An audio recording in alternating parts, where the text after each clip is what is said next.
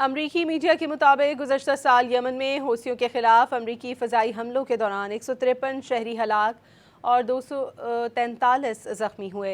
अमरीकी खबररसा इदारे दी हिल ने पेंटागन की दस्तावेज़ात का हवाला देते हुए लिखा कि अमरीकी महकमा दिफा ने कांग्रेस को 12 सफ़ात पर मुश्तमिल रिपोर्ट में उन हलाकतों की तफसीलात फराहम की हैं।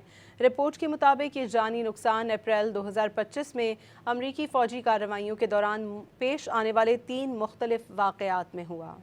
अमरीकी मीडिया के मुताबिक गुज़श्ता साल यमन में हौसियों के खिलाफ अमरीकी फ़ज़ाई हमलों के दौरान 153 शहरी हलाक और 243 ज़ख्मी हुए।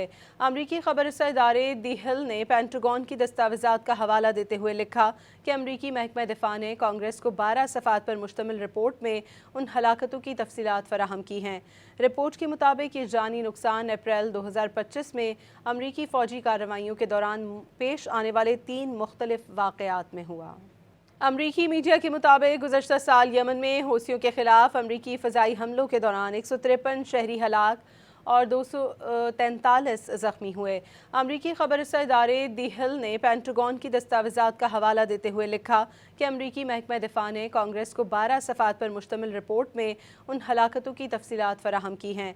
रिपोर्ट के मुताबिक ये जानी नुकसान अप्रैल 2025 में अमरीकी फ़ौजी कार्रवाइयों के दौरान पेश आने वाले 3 मुख्तलिफ वाक़यात में हुआ।